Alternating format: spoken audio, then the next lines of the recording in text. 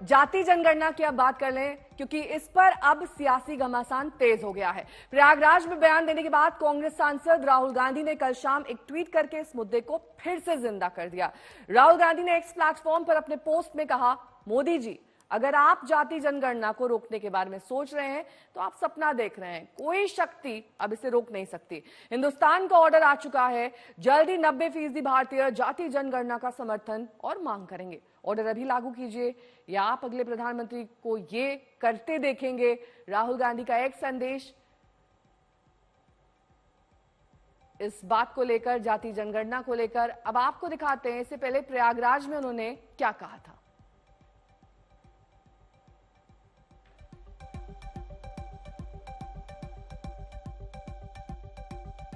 BJP के लोग कह रहे हैं कि भैया देखो, हम जाति जनगणना करेंगे, उसमें ओबीसी का सेक्शन दे देंगे। जाति जनगणना सबसे पहले सिर्फ वहां ओबीसी लिखना का कोई मतलब नहीं। अलग अलग कम्युनिटीज हैं, हम हर कम्युनिटी की लिस्ट चाहते हैं। पहली बात। दूसरी बात, हमारे लिए यह सिर्फ सेंसस नहीं है, हमारे लिए यह पॉलिसी मेकिंग का फाउंडेशन है।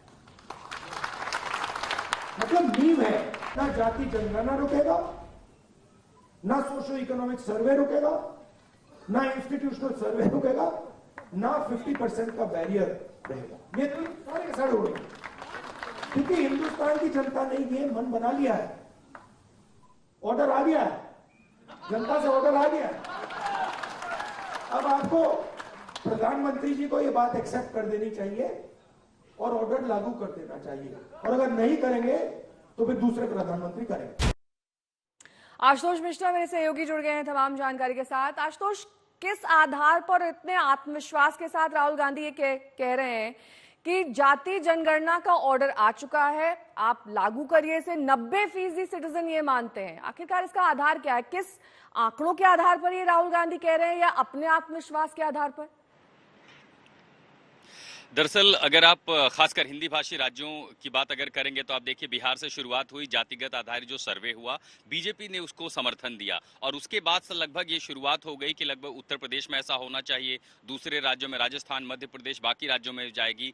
संसद के सत्र में भी राहुल गांधी ने यही फ्लोर ऑफ द हाउस से भी ये कहा था कि अगर ये सरकार जातिगत जनगणना नहीं करती है तो जब वो सरकार में आएंगे तब वो करेंगे। तो एक विश्वास उन्हें ये मिल रहा है कि कम से कम बिहार जैसे राज्यों में जब बीजेपी ने भी उसका विरोध नहीं किया। दूसरा, अगर आप देखें कि छत्तीसगढ़ में अमित शाह से जब ये सवाल पूछा गया था, उन्होंने भी कहा जब ऐसा होगा, फैसला लिया जाएगा, मैं खुद इसका ऐलान करूंगा। तो सरकार एक तो पीछे नहीं हट रही है जातिगत जनगणना से। दूसरा, अगर कहीं ना कहीं ये भी एक कोने में जरूर माना जाता है कि जो धर्म के आधार पर राजनीति है उसका जवाब जाति के आधार की राजनीति से दिया जा रहा है। लेकिन राहुल गांधी ने उसके पीछे जो दलील दी है वो है सामाजिक बराबरी और सामाजिक भागीदारी का, कि अगर चूंकि 2011 के बाद जनगणना नहीं हुई है तो ऐसा कोई डेटा नहीं है जिससे ये पता चले कि ओबीसी तबका, एससी तबका या उनकी असली संख्या कितनी है। और उसी के आधार पर उन्होंने एक और बड़ी बात कही थी कि 50% का जो बैरियर है उसे तोड़कर आगे जाना है, लेकिन उसके लिए आपको एक डेटा जरूर होना चाहिए, और वो डेटा जनसंख्या जो जनगणना है उससे ही आएगा, और उस जनगणना में एक अतिरिक्त कॉलम हो ताकि डेटा मिले।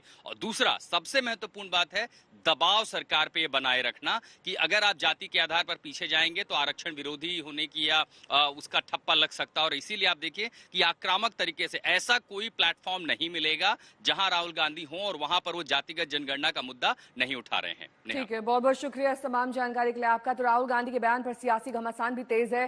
केंद्रीय मंत्री गिरिराज सिंह ने राहुल गांधी का धर्म पूछ लिया तो कांग्रेस ने पलटवार करते हुए कहा कि बीजेपी को जाति जनगणना से परहेज क्यों है।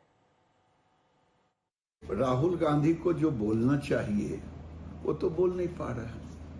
कास्ट सेंसस कर्नाटक में क्यों नहीं ओपन कर रहे हैं? कांग्रेस की शासन है, समय पर होगा।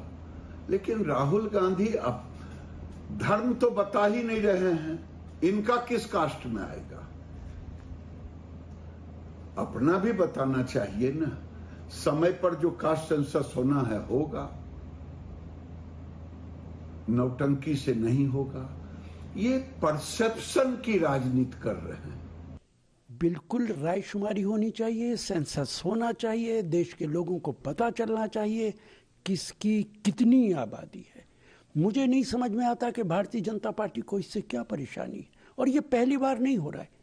1931 में अंग्रेज ने ओबीसी का सेंसस कराया था, उसके बाद 1941 में कराया था, उसके बाद 2011 में यूपीए की सरकार में हुआ, लेकिन वो डाटा नहीं आ पाया। 1931 का डाटा अभी भी मौजूद है। तो अगर दोबारा सेंसस होता है तो इसमें बीजेपी को क्या परेशानी है?